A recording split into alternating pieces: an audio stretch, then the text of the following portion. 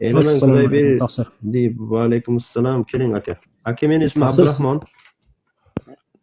Abdurahmon taqsir. Siz qaysi aqidadasiz? Yo'q, men taqsir emas.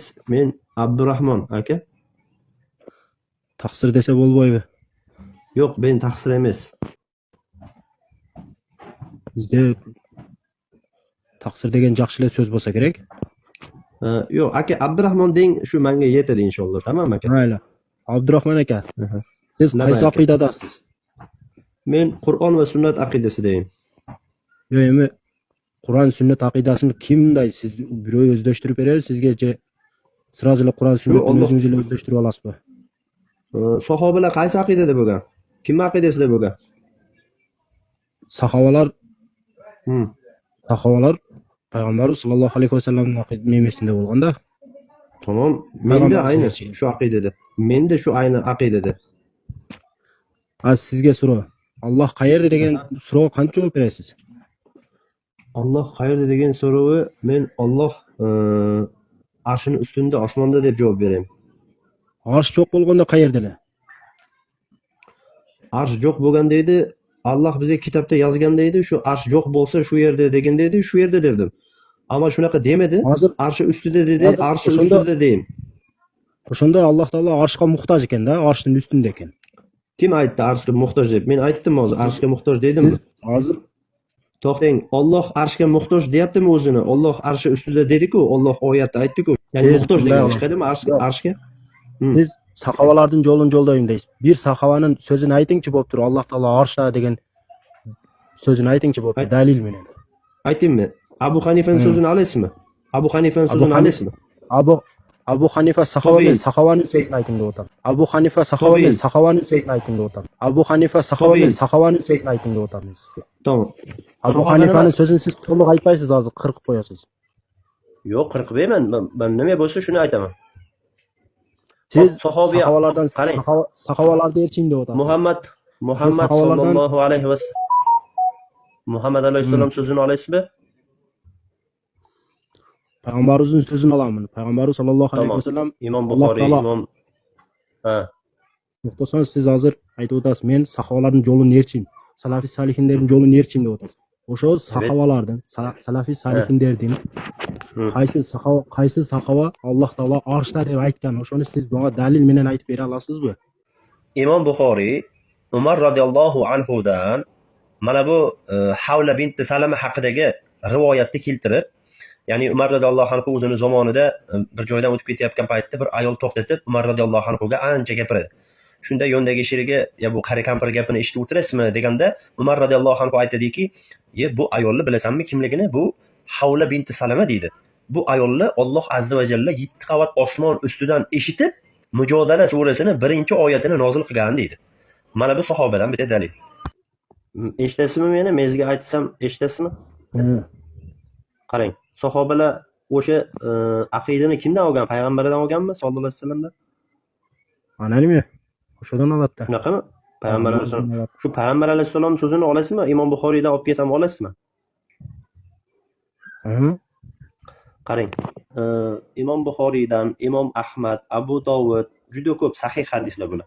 Qarang, payg'ambar Muhammad sallallohu alayhi vasallam bir g'azodan kelgan molni taqsimot qilib turganda, havorijlardan bittasi keldida, "Adilu ya Muhammad" dedi. "Adolatli bo'l ey Muhammad" dedi. Dedi Muhammad sallallohu alayhi vasallam dediki, "Sho'ring holingga voy bo'lgur" dedi.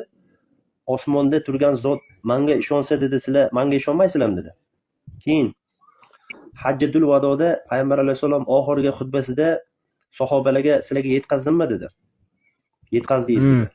Guvoh bo'ldik" dedi.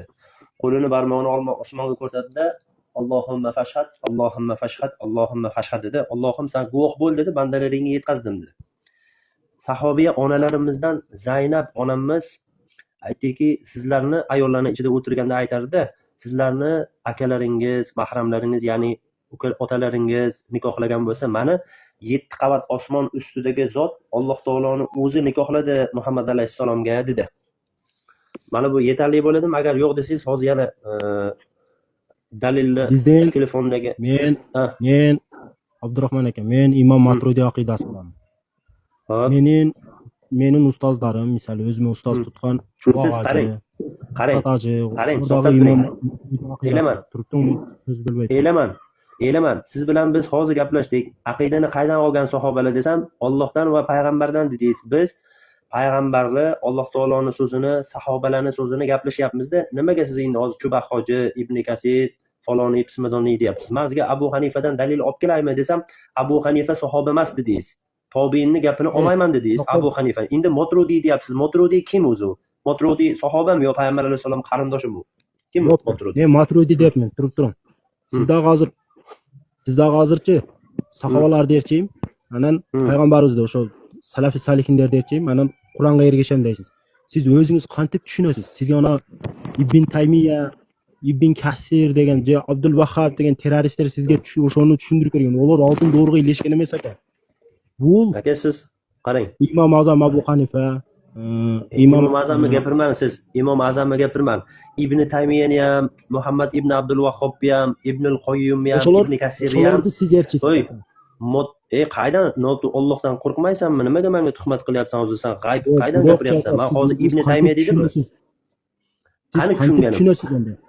Men hozir sizga siz sahobalarni ko'rib bo'lsangiz, je bo'lmasam payg'ambarimizni ko'rib bo'lsangiz, siz qanday o'zingiz meni Qur'on bilan qaydan men o'zim Imom Buxoriyni so'zini aytyapman men sizga. Imom Buxoriyni o'sha oltin do'rdagi odamlar sizga tushuntirib bermasa, siz o'sha sahobalarning so'zini o'zingiz tushunmaysiz-da. O'sha oltin do'rga kimdir? O'sha sahobalar, tabiinlar, tabiinlar ilashgan aka. Siz hozir qayoqdan fitna bo'lgan Ibn Taymiyani, Abdulloh Ibn Taymiya deganim. Qani men Ibn Taymiya deganim. Qani men Ibn Taymiya deganim, qani men Imom Motrudi deganim. Qani men aytdim. Sheriklarimni menga nimaga tiqishtirasan menga? Adolating bormi sen? Allohdan qo'rqmaysanmi? Qanaqa musulmonmisan sen o'zi? Siz o'shanda salafiysizmi? Subhanalloh, men senga Alloh taoloning oyatiga, Muhammad alayhisolamning hadisiga, sahobalarning so'ziga ergashaylik deyapman. Men shuni da'vo qilyapman. Qani men bitta joyda aytdimmi? Ibn Taymiya dedimmi yoki Ibn Abdul Vahhab dedimmi? Muhammad ibn Abdul Vahhab dedimmi? Imom Abu Hanifadan dalil olib kelay desam, eshitib turing, elaman. Sizga aytdim, Abu Hanifadan dalil olib kelaymi desam, yo'q dedingiz. Imom Abu Hanifa sahoba emas u dedingiz. Tamom bo'pti, xo'p. Sahobalarga qaytamiz. Sahobalar qaydan olgan dalilni desam, payg'ambar alayhisolamdan deb o'zingiz aytdingiz. Mana shu zapis qilib, inshaalloh so'zlaringizni qo'yaman, sizni kimligingizni mana bu yerda hamma ko'radi. Motrudiyman deb siz o'zingiz boshlayapsiz. Motrudi, Chuba hoji, Motrudi hammasini chekkaga surib qo'ying. Ibn Taymiyani ham chekkaga surib qo'ying. Muhammad ibn Abdul Vahhobni ham chekkaga surib qo'ying. Ustozingiz kim? Mani ustozimmi? Kim deydi? Mani ustozim Muhammad sallallohu alayhi vasallam.